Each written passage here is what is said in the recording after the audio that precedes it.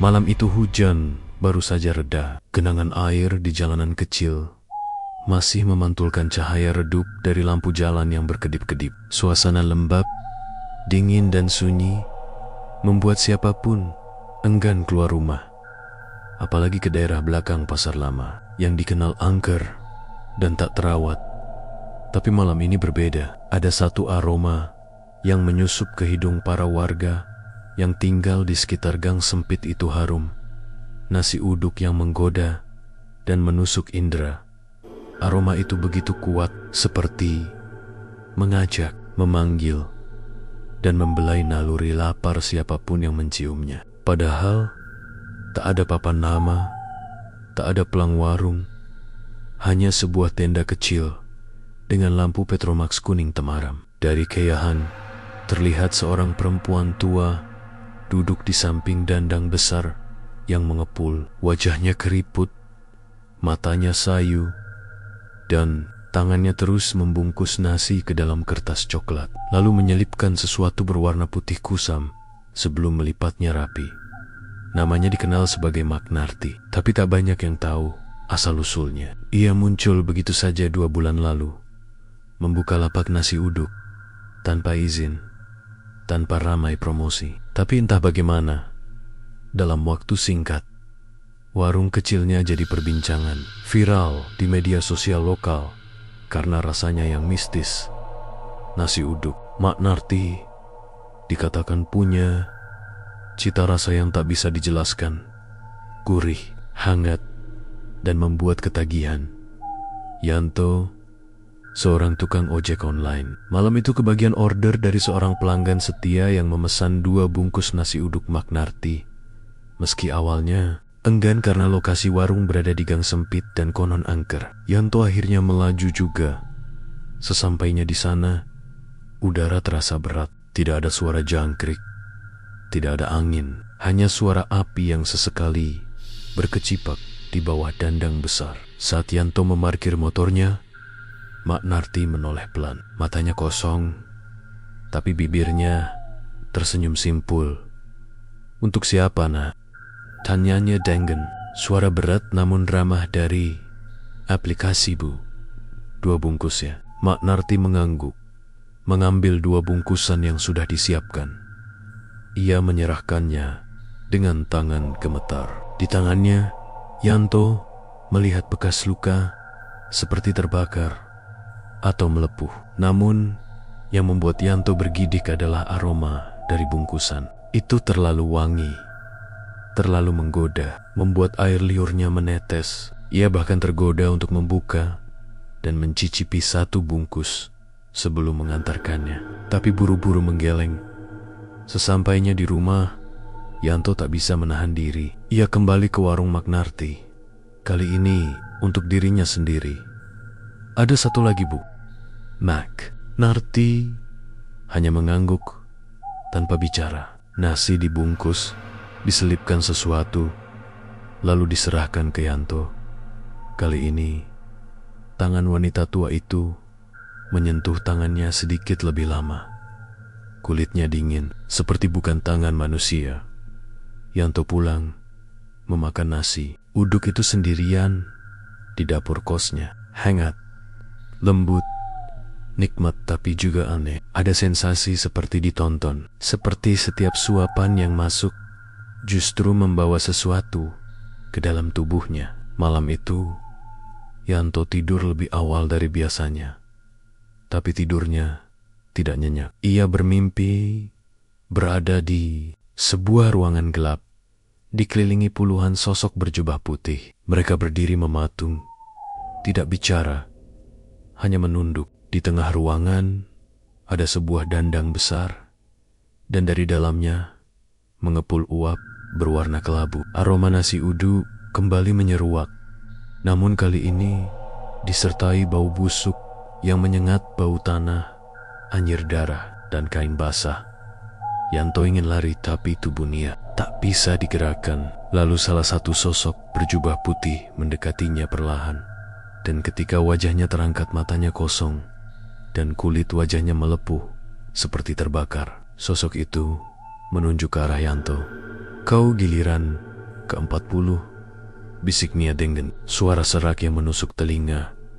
Yanto terbangun dengan tubuh basah oleh keringat. Nafasnya memburu dan perutnya melilit hebat. Ia berlari ke kamar mandi dan memuntahkan isi perutnya. Tapi yang keluar bukan hanya makanan, ada potongan kecil kain putih yang lusuh seperti kafan. Matanya melebar, tubuhnya gemetar. Ia bayangannya di cermin. Ada bekas yari-yari hitam mencengkram lehernya, samar namun jelas. Dan sejak malam itu, Yanto tidak pernah terlihat lagi oleh Monmen sekosnya.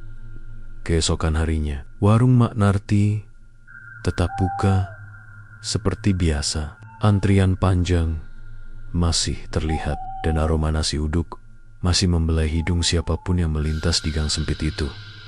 Tak ada yang tahu kalau satu jiwa telah diambil malam sebelumnya, dan hitungan terus berjalan. Tersisa 39 lagi. Sudah seminggu sejak Yanto menghilang. Kos-kosan tempat tinggalnya mulai sepi dari tawa dan suara gitar malam-malam. Beberapa tetangga mengatakan Yanto pindah kerja keluar kota. Tapi Seno, teman satu kos yang paling dekat dengannya, merasa ada yang janggal sebelum menghilang. Yanto sempat bilang kalau dia ketagihan nasi uduk dari warung di gang sempit belakang pasar. Wajahnya tampak pucat, matanya sayu, dan setiap malam ia sering mengigau sambil menyebut-nyebut nama Mak Narti. Dia bilang nasi uduknya enak banget, kayak ada yang narik dari dalam. Kenang Seno sambil menyeruput kopi sachet di depan kamarnya. Malam itu, rasa penasaran mendorong Seno untuk menyusuri gang sempit yang diceritakan Yanto. Jalanan gelap, becek, dan sunyi. Tapi seperti yang dikatakan Yanto, aroma itu memang nyata. Harumnya menguar kuat, bukan seperti nasi uduk biasa. Ada bau yang terlalu akrab, seperti wangi dupa dan tanah basah bercampur dengan daun pandan dan santan. Seno menemukan warung kecil itu dengan mudah. Lampu Petromax menyala redup. Seorang ibu tua duduk seperti patung, matanya tajam, meski kulit wajahnya seperti keriput tak bernyawa. "Selamat malam," sapa Seno dengan gugup.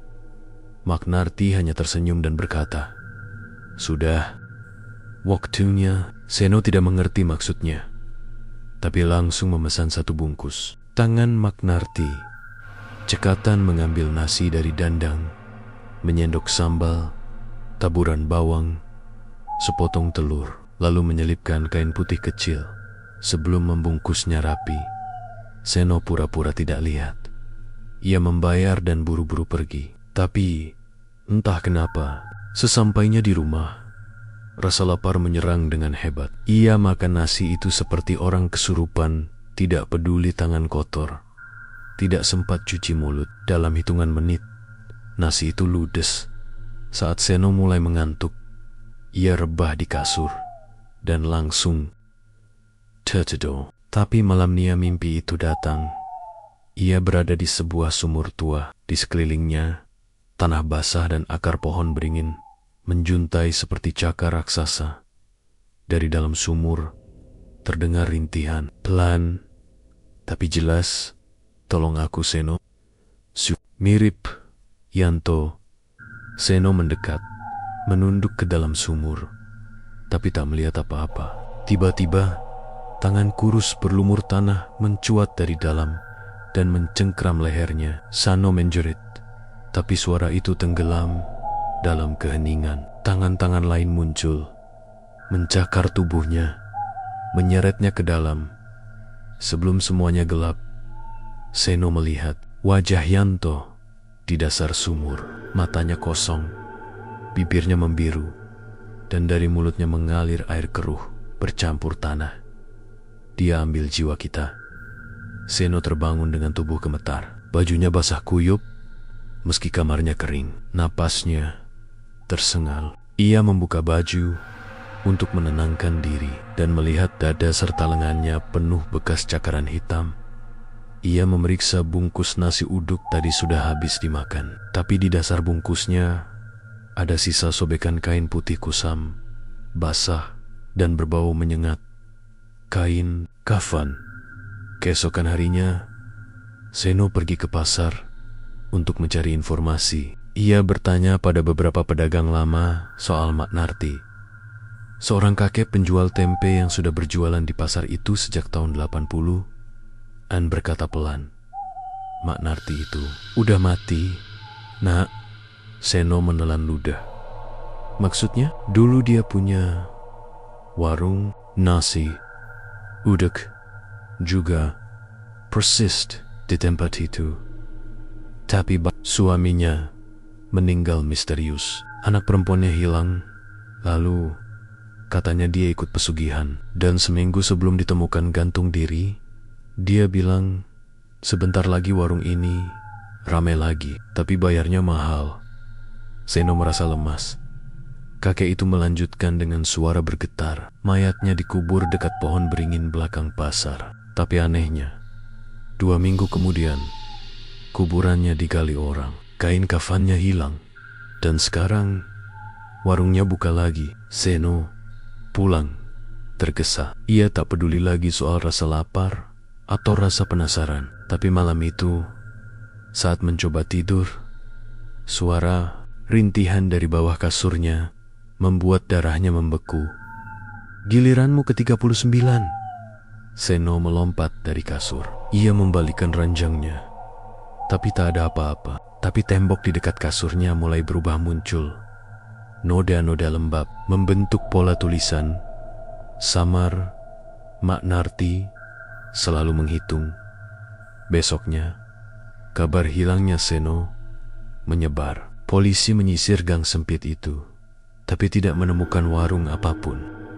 Temp itu kosong, hanya tanah becek dan aroma samar pandan yang tersisa di udara. Namun malam harinya, di TikTok dan Twitter, akun-akun random kembali membagikan info. Cobain nasi uduk di belakang pasar lama, harumnya bikin lupa dunia. Warungnya kecil, tapi rasanya gak bisa dilupain. Nasi uduk setan. Harumnya agak wajar, jumlah pembeli terus bertambah. Dan Mak Narti hanya perlu satu lagi, tersisa ke-38. Beberapa hari setelah Seno menghilang, warga sekitar mulai resah. 2 orang hilang tanpa jejak dalam waktu singkat. Namun sayangnya, isu-isu ini hanya beredar di lingkup sempit. Polisi sudah turun tangan, tapi tanpa petunjuk nyata. Tidak ada tanda-tanda kekerasan, tidak ada mayat, tidak ada warung, dan anehnya, tak ada satupun petugas yang bisa mencium aroma nasi uduk yang viral itu. Namun tidak dengan Rani, seorang mahasiswa jurnalistik yang sedang menulis skripsi tentang fenomena urban legend kuliner angker di Indonesia. Ia mendengar kabar soal nasi uduk misterius ini dari forum-forum Reddit lokal dan video pendek yang beredar di TikTok. Salah satu komentar yang membuatnya tertarik adalah, kalau lo makan nasi uduk itu dan mimpi ditarik ke sumur atau masuk ruangan putih, itu tandanya udah dihitung. Jangan makan 2 kali, apalagi sampai mimpi 3 malam berturut-turut. Kafan Hunter 666 Rani tidak percaya begitu saja. Ia skeptis, tapi penasaran. Ini bisa jadi bahan skripsi yang luar biasa. Jadi, malam itu, ia bertekad mencarinya sendiri. Ia naik motor ke daerah Pasar Tua, persis seperti yang diceritakan netizen. Hujan gerimis turun, menciptakan kabut tipis di antara gang-gang gelap yang jarang dilewati orang. Di satu gang kecil yang hampir tertutup semak dan dinding tembok tua berlumut, Rani mencium aroma khas itu. Wangi nasi uduk yang terlalu menggoda pandan, santan, dan sedikit seperti dupa kering. Ini baunya, nyata, gumamnya sambil menyalakan kamera ponsel. Dan benar saja, di ujung gang itu, ia melihat tenda kecil tua dengan lampu Petromax menggantung. Meja kayunya lapuk, tapi bersih. Di belakangnya, duduk seorang perempuan tua berjilbab lusuh Mak Narti. Sendirian. Nak, suara Mak Narti terdengar berat, seperti dari dalam gua. Iya Bu, mau beli 1 bungkus. Ya, jawab Rani sambil merekam diam-diam. Magnarti tidak protes. Ia mengambil nasi dari dandang besar yang mengepul. Aroma dari uapnya aneh. Ada rasa amis, tapi samar. Matanya tidak berkedip saat menatap kamera Rani. Jangan direkam, nak. Kamera nggak suka. Ronnie, ia buru-buru mematikan ponsel. Setelah menerima bungkus nasi, ia pulang ke kosan dan langsung membedah isi nasi itu untuk investigasi. Ia mencium, mencicipi sedikit, dan merekam semuanya dalam jurnal suara. Aromanya memang menggoda, tapi teksturnya terlalu lembut, seperti nasi kukus bukan dari air biasa. Dane, tunggu, ini apa? Di sela-sela nasi, ia menemukan lembaran kecil kain putih yang agak basah, berbau tanah, dan darah kering. Ia mendadak mual. Namun karena penasaran, ia tetap menyantap setengah dari nasi itu. Malam itu ia tidur tanpa ekspektasi apa-apa. Tapi seperti yang terjadi pada Yanto dan Senu, mimpi itu datang. Ia berada di lorong rumah sakit kosong. Lampu-lampu menyala redup satu persatu. Di ujung lorong ada ranjang besi. Di atasnya terbujur tubuh seseorang tertutup kain putih. Rani melangkah mendekat. Tubuhnya gemetar. Kain itu bergeser sendiri, menampakkan wajah dirinya sendiri pucat, membiru, dan dari perutnya muncul suara jeritan kecil, seperti ada yang hidup di dalamnya. Tiba-tiba, tangan dari dalam tubuh mayat itu mencuat dan mencengkram wajah Rani. Ia terbangun dengan napas tersengal. Perutnya mual hebat. Ia berlari ke kamar mandi dan memuntahkan semuanya. Tapi yang keluar bukan nasi, melainkan gumpalan rambut dan potongan kain kafan yang basah dan bau busuk. Roni menengok. Ia tahu ini bukan sugesti. Ia mencari nomor akun TikTok bernama @kafanhunter666 dan berhasil menghubunginya lewat pesan. Ternyata pemilik akun itu bernama Wira, mantan jurnalis investigasi yang dulu hampir mati karena mencoba membongkar rahasia nasi uduk Magnarti. Kau sudah makan? Sudah mimpi juga? Kau sekarang masuk daftar, jawab Wira lewat pesan. Daftar apa? Tumbal. Setiap 40 pembeli, satu akan ditarik rohnya. Rani menggeleng. Itu gila. Percaya atau tidak, yang sudah dihitung akan ditarik satu persatu. Magnarti tidak pernah gagal. Dia sudah mengikat janji dengan sesuatu dari tanah. Rani memutuskan melawan rasa takutnya. Ia ingin menyelesaikan ini. Ia dan Wira berjanji bertemu malam berikutnya di makam tua belakang pasar. Di sana dikabarkan jasad Magnarti dulu pernah dikubur. Malam itu mereka bertemu. Wira membawa peta lokasi dan alat perekam IMF. Mereka menggali titik tertentu di dekat pohon beringin besar yang akarnya menyembul keluar dari tanah. Dan benar saja, baru 30 cm digali. Bau busuk menyengat keluar dari tanah. Bau yang sama seperti nasi uduk itu. Di dalamnya bukan hanya kerangka manusia, tapi juga tumpukan bungkusan nasi uduk busuk masih dalam bentuk utuh, dililit kain kafan dan rambut manusia. Rani nyaris pingsan. Tiba-tiba, lampu-lampu sekitar makam padam. Suara langkah kaki terdengar dari semak-semak dan muncul sosok Magnarti. Tapi kali ini bukan manusia. Tubuhnya tinggi, kurus, berkulit mengelupas, dan matanya merah menyala. Ia membuka mulutnya, dan dari dalamnya keluar suara bergema yang bukan suara manusia. Tersisa ke-38. Kau berikutnya. Wira menarik Rani, dan mereka berlari sekencangnya, meninggalkan galian terbuka dan aroma neraka yang menempel di kulit. Sejak malam itu, Rani tidak bisa makan nasi apapun. Setiap mencium aroma pandan atau santan, perutnya melilit hebat dan matanya berair. Ia tidak bisa tidur lebih dari 2 jam tanpa mimpi lorong, ranjang, atau dirinya sendiri dimakan dari dalam, Magnarti masih menghitung. Dan warung itu muncul, hilang, dan pindah tempat. Tapi nasi uduknya tetap sama. Aroma tetap menggoda di setiap kota, di setiap pasar tua. Tersisa ke-37.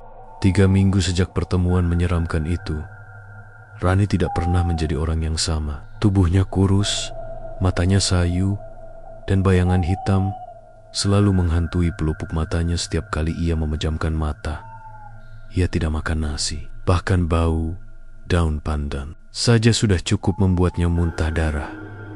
Ia tahu waktu terus berjalan, tersisa 37, dan dirinya salah satu dari mereka yang masuk daftar. Namun, satu hal yang membuatnya tetap bertahan adalah niat untuk menghentikan siklus tumbal ini.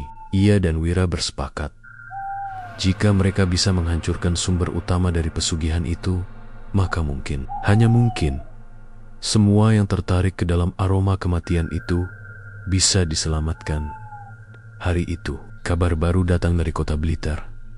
Seseorang mengunggah video tentang nasi uduk misterius yang tiba-tiba ada di pojok terminal tua. Akun TikTok itu bernama Wong Pinter 2 memperlihatkan seorang lelaki tua mendadak sakit parah setelah makan nasi itu.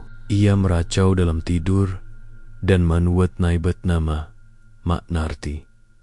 Yang membuat Rani terkejut adalah satu komentar netizen yang lain. Warungnya pindah. Bulan lalu masih di Pasar Banyuwangi, sekarang udah di Blitar. Gila, ini warung bisa jalan sendiri. Ronnie langsung menghubungi Wira. Mereka sepakat berangkat ke Blitar malam itu juga. Terminal Blitar pada malam hari, seperti kota mati, lampu-lampu, temarung, suara jangkrik dan gemerisik angin dari pepohonan sekitar membuat suasana semakin merinding. Setelah menyusuri area belakang terminal, tepat di samping WC umum yang sudah tidak terpakai, Rani mencium aroma itu lagi. Wangi yang tidak pernah berubah, pandan, santan, dan tanah makam. Dan benar saja, warung itu ada di sana. Tapi kali ini bukan tenda sederhana. Bentuknya berubah menjadi bangunan semi permanen dari kayu lapuk dengan atap rumbia dan papan bertuliskan nasi uduk Magnarti. Murah, gurih, halal, halal, bisik Rani. Geli sekaligus muak. Di dalamnya, seorang wanita tua duduk dengan posisi membelakangi. Tapi meski wajahnya tak terlihat, Rani tahu itu dia, Magnarti. Wira mengaktifkan kamera tersembunyi. Mereka mendekat dengan hati-hati. Tapi sebelum sempat masuk, seorang pemuda datang tergesa-gesa dan memesan 2 bungkus nasi. Bu, 2 ya, seperti biasa. Nggak pakai telur. Rani dan Wira hanya bisa menonton saat Magnarti menyendok nasi dari dandang. Kepulan asapnya berwarna abu-abu, dan ketika tutup dandang terbuka, suara bisikan halus terdengar seperti ribuan orang berdoa atau merintih kesakitan. Rani tidak tahan. Ia menyusup ke belakang bangunan dan mencari tahu apa yang ada di balik warung ini. Di balik dinding kayu lapuk itu, ada lorong kecil yang menjurus ke ruang gelap. Ia masuk, menyalakan senter. Di dalamnya, bau busuk makin kuat. Ia mengikuti lorong sampai tiba di sebuah ruang kosong berlantai tanah. Di tengah ruangan ada dandang tua yang ditanam separuh ke dalam tanah.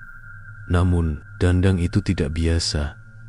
Bagian bawahnya tidak bersambung dengan api atau kompor.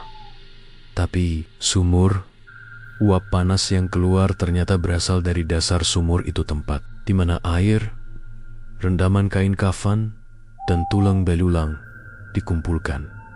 Dan yang lebih mengerikan, dinding ruang itu dipenuhi foto-foto pelanggan. Wajah mereka tersenyum memegang bungkus nasi dengan angka coretan di atas kepala mereka. 1, 2, 3, 38. Wajah Rani ada di urutan ke-39, dan yang membuatnya membeku adalah foto Terekir yang kosong hanya disertai tulisan 40. Belum tiba-tiba. Suara Wira dari luar memanggil panik. "Rani, ayo cepat, kita harus pergi sekarang." Rani berlari keluar lorong, tapi jalannya gelap, dan saat ia menoleh ke belakang, dari dasar sumur muncul tengen-tengen pucat yang mengejar, mencoba mencengkram pergelangan kakinya. Ia nyaris jatuh, tapi Wira berhasil menariknya keluar tepat waktu. Mereka berlari meninggalkan area terminal dengan napas tersengal dan tubuh penuh lumpur. Di belakang, warung itu perlahan menghilang ke dalam bayangan malam. Bukan terbakar, bukan roboh, tapi seperti disedot ke dimensi lain bersama dengan suara tangisan dari dalam sumur yang perlahan memudar. Keesokan harinya, mereka melaporkan semuanya ke polisi. Tapi ketika petugas datang ke lokasi, tidak ada apa-apa di sana. Hanya tanah kosong dan aroma samar pandan yang tertinggal. Tak ada warung, tak ada papan nama. Tapi warga sekitar mengaku semalam memang sempat ramai. Karena nasi uduk viral yang muncul tiba-tiba, Rani kembali ke Jakarta. Ia dan Wira masih terus menelusuri kasus ini. Namun mereka tahu satu hal yang pasti. Warung itu tidak menetap. Ia berpindah. Ia hidup. Ia mencari. Dan daftar korban akan terus bertambah jika tak dihentikan. Malam itu, Rani kembali bermimpi. Tapi kali ini bukan mimpi dikejar. Bukan mimpi ditarik. Ia bermimpi menjadi Magnarti. Tangannya menggenggam centong kayu. Di depannya, dandang besar mengepul dan suara di telinganya berbisik. "Sekarang, kamu penerusku." Rani terbangun sambil berteriak. Tangannya gemetar. Dan dari ujung kuku-kukunya ada bekas tanah basah. Magnarti mungkin tidak akan selamanya memasak, tapi pesugihannya butuh penerus. Dan daftar tetap berjalan, tersisa tertisik. Beberapa hari setelah kejadian di Blitar, Rani mengurung diri di kamar. Ia hampir tidak tidur, tidak makan, dan tak berani menyentuh bayangan apapun yang menyerupai nasi uduk baik dalam bentuk gambar, wangi, atau bahkan kata "Ea tahu terinya." Semakin dekat dengan batas, bayangan Magnarti semakin sering muncul, bukan hanya dalam mimpi, tapi juga di kaca jendela saat malam turun, di pantulan layar ponsel saat gelap, bahkan di air bekas cucian. Rani mulai merasa tubuhnya bukan miliknya sendiri. Wira, yang sempat pulang ke Jogja untuk mengurus keluarganya, mendapat pesan mengejutkan dari Rani. "Aku nemuin sesuatu, kainnya yang dipakai buat nasi uduk itu. Satu potongnya ada di kamarku sekarang." Seketika naik kereta malam ke Jakarta. Ia tahu jika kain kafan yang digunakan dalam pesugihan sampai terbawa keluar dari sistem ritual, itu pertanda buruk. Dalam kepercayaan tertentu, kain kafan yang terlepas dari ikatan gaib bisa membuka portal antara arwah tumbal dan tubuh manusia yang masih hidup. Sampai di Jakarta, Wira menemukan Rani duduk di pojok kamarnya, menatap lantai dengan mata kesok. Di depannya tergeletak sepotong kain putih lusuh, basah, dan mengeluarkan bau menyengat seperti darah tua dan kapur barus basi. Sejak kain itu muncul, aku gak bisa nahan bisikan. Bisik Rani. Suaranya nyaris tak terdengar. Ada yang ngomong ia mengganggu. Mereka yang sudah dimasak. Mereka manggilku. Mereka mau dibebaskan. Wira mendekat dan memungut kain itu dengan sarung tangan. Tapi begitu ia menyentuhnya, angin kencang berhembus dari arah jendela yang tertutup rapat. Lampu kamar Rani berkedip-kedip. Di cermin, muncul bayangan puluhan wajah tanpa mata, menggantung seperti di dalam air. "Wira, aku pernah lihat mereka semua," ucap Rani sambil menutup telinga. "Mereka dalam dandang." Dan benar, wajah-wajah yang muncul di cermin itu adalah foto-foto yang pernah dilihat Rani di ruangan rahasia warung Magnarti. Satu persatu tumbal Wira menyadari sesuatu. Kalau mereka terperangkap dalam dandang dan kita punya kain kafan yang terikat dengan ritualnya, maka kita bisa putuskan ikatan itu. Kau yakin? Tanya Rani gemetar. Belum, tapi lebih baik mencoba daripada hanya menunggu giliran mati. Wira membawa Rani dan kain kafan itu ke desa Sukaati, tempat tinggal pamannya yang seorang dukun tua Mbah Sargo, yang dulunya dikenal sebagai tukang buang susuk dan pemutus pesugihan. Saat melihat kain itu, Mbah Sargo langsung melempar dupa ke tanah dan menarik napas panjang.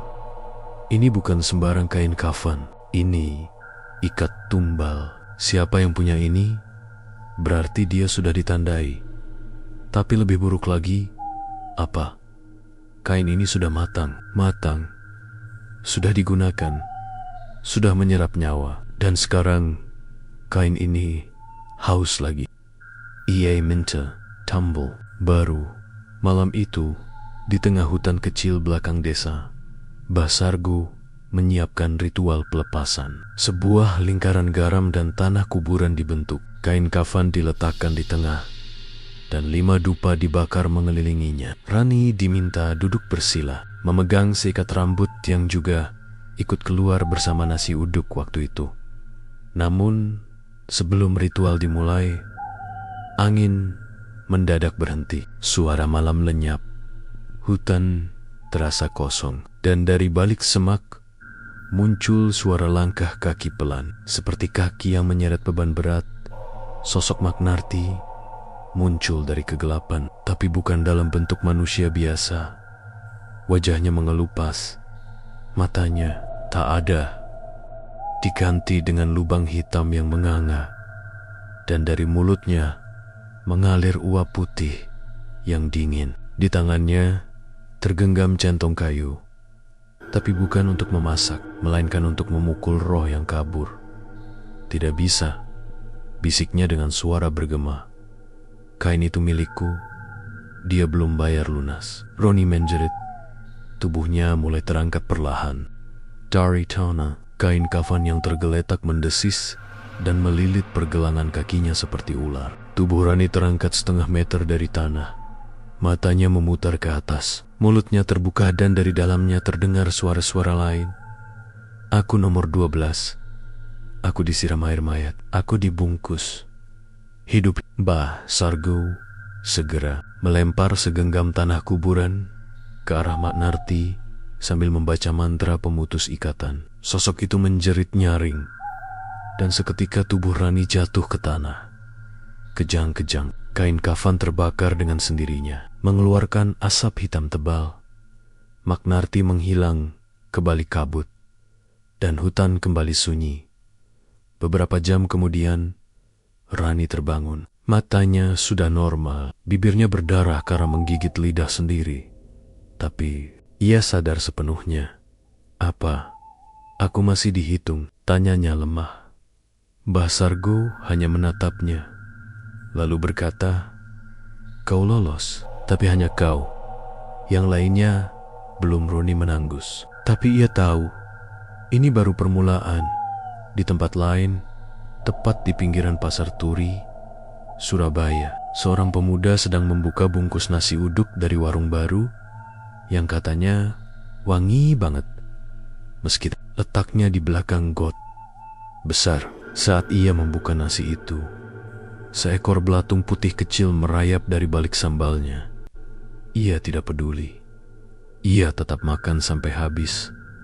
Dan malamnya, ia bermimpi tentang dandang besar dengan uap yang berisi suara orang-orang merintih. Tersisa ke-35 di pinggiran Pasar Turi, Surabaya. Kehebohan baru muncul. Sebuah warung kecil yang tidak jelas asal-usulnya terletak tepat di belakang got besar yang bau dan kotor. Tiba-tiba menjadi pembicaraan warga. Aroma nasi uduknya menusuk tajam ke setiap lorong pasar, membuat banyak orang terutama yang pulang larut tak bisa menahan godaan untuk mencoba. Warung itu selalu buka setelah maghrib dan tutup sebelum subuh. Tak ada papan nama, hanya seorang wanita tua berjilbab lusuh yang duduk diam di samping dandang besar. Orang-orang memanggilnya Mak Deh, padahal tak seorang pun tahu siapa dia sebenarnya. Apa yang tak mereka tahu adalah warung itu tidak pernah dibangun. Ia muncul begitu saja. Dan setiap kali warung ini muncul di tempat baru, satu nyawa akan segera dipanen. Namanya Ilham, mahasiswa semester akhir di Surabaya. Ia pulang malam dari kampus setelah rapat skripsi, kelaparan, dan kelelahan. Ketika area belakang pasar Turi, ia mencium aroma nasi uduk yang sangat menggoda. Perutnya langsung melilit, seperti diperas. Cuma nasi uduk, murah, cepet, selesai, pikirnya. Ia masuk ke lorong sempit itu dan menemukan warung Mak Deh. Tidak ada pelanggan lain, hanya ia, si penjual, dan suasana sunyi yang mencurigakan. Tapi aroma itu luar biasa. Ada satu bu, tanyanya pelan. Mak Deh tidak menjawab. Ia hanya menatap dandang besar yang mengepul dengan uap berwarna abu-abu kehijauan. Lalu mulai menyendok nasi ke dalam kertas coklat. Sambil menyendok, terdengar suara seperti rintihan kecil, seolah ada suara dari dalam uap yang minta dilepaskan. Ilham tidak peduli. Ia menerima bungkus nasi uduk dan membayar dengan uang receh. Saat tangannya bersentuhan dengan tangan si penjual, ia merasa kulitnya dingin seperti batu kuburan basah. Ilham buru-buru pergi, tak menyadari bahwa tangan kiri Mak Deh tak punya kuku. Sampai di kosan, Ilham langsung menyantap nasi uduk itu. Rasanya benar-benar lezat, terlalu lezat. Gurihnya tak masuk akal. Sambalnya pedas, tapi ada rasa seperti daging panggang yang aneh. Tapi di balik semua itu, setelah beberapa suapan, ia mulai merasa mual dan mendingin. Setelah selesai makan, perut Ilham tidak hanya kenyang, ia merasa penuh. Terlalu penuh, seperti ada sesuatu yang mengembang dari dalam. Malamnya, ia mimpi berada di dalam ruangan putih tanpa pintu. Di tengah ruangan ada dandang besar, tapi bagian bawah dandang itu bolong, langsung mengarah ke kegelapan. Tak berdasar, Ilham mendekat. Dari dalam dandang itu muncul uap tebal dan suara. Satu persatu kami dimasak, satu persatu dikunyah. Tiba-tiba tangan-tangan kecil keluar dari dalam uap, meraih tubuh Ilham dan mulai menariknya masuk. Ia menjerit. Namun, sebelum tubuhnya tersedot ke dalam dandang, ia melihat wajah-wajah yang ia kenal. Yanto, Seno, dan puluhan orang lain semua dengan mata putih dan kulit mengelupas menatapnya tanpa suara, seolah ingin mengatakan, kami tidak pernah pergi, hanya berpindah tempat. Ilham terbangun, keringat membasahi tubuhnya. Tapi yang paling membuatnya panik adalah lantai kamarnya basah, seperti bekas uap mendidih, dan di dekat kasurnya ada bungkusan nasi uduk yang sama, masih utuh. Padahal ia yakin sudah menghabiskannya. Ia membuka bungkusan itu dengan gemetar, dan di dalamnya bukan nasi, tapi potongan-potongan kecil kain kafan yang basah, bercampur rambut dan serpihan kuku manusia. Ilham pergi ke kampus dengan panik, mencari bantuan. Ia menemukan Rani lewat sebuah artikel yang menulis tentang urban legend nasi uduk pesugihan. Ia menghubunginya. Dan untungnya, Rani segera menjawab. Aku tahu apa yang kamu alami, kata Rani. Suaranya berat di telepon. Apa yang harus aku lakukan? Ilham bertanya, setengah menangis. Kamu sudah masuk hitungan. Ilham membeku. Hitungan apa? Magnarti. Mak Deh, siapapun dia sekarang. Dia menghitung tumbalnya. Setiap 40 pembeli, satu harus mati untuk menjaga warung itu tetap ada. Kamu sudah makan, sudah mimpi. Sekarang kamu masuk daftar. Ilham nyaris muntah. Aku gak mau mati. Aku baru mulai skripsi. Rani terdiam sesaat. Kamu harus ke tempat Dandang itu muncul di mimpimu. Kau harus buka dan potong dasarnya sebelum warung itu pindah lagi. Malam itu, Ilham kembali ke tempat warung itu. Tapi warungnya sudah tidak ada. Yang tersisa hanya bekas tanah yang gosong, melingkar, dan bau amis menyengat. Ia menggali sedikit dengan tangan kosong. Dan tiba-tiba tanah itu amblas sendiri, seperti ditarik ke dalam. Ilham tergelincir dan jatuh ke dalam lubang. Ia terbangun di dalam ruangan putih, persis seperti mimpinya. Dandang besar ada di tengah ruangan. Ia mendekat, menggenggam potongan pisau kecil dari saku jaketnya. Ia membuka tutup dandang dengan hati gemetar. Di dalamnya bukan air atau nasi, tapi cairan hitam kental dan tengkorak manusia yang mendidih. Tiba-tiba, dari balik dinding ruangan muncul Mak Deh. Namun kali ini, wajahnya sudah tak berbentuk. Hanya tengkorak basah yang tertutup, kulit tipis, dan mata hitam yang meneteskan uap. Jangan kau ganggu, ini sudah aku. Ilham tak menunggu. Ia menghantam dasar dandang dengan pisau kecil itu. Tapi setiap tebasannya hanya menimbulkan jeritan. Dari dalam dandang, seperti memotong sesuatu yang hidup. Tiba-tiba, tangan dari dalam cairan hitam meraih tangannya, menyeretnya masuk, dan segalanya gelap.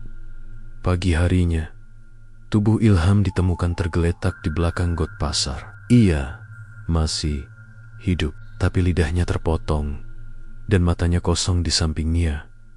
Ada bungkusan nasi uduk, basah dan gosong, dengan secari kertas kecil bertuliskan, "Bukan kamu yang ke-40 Texiza 34.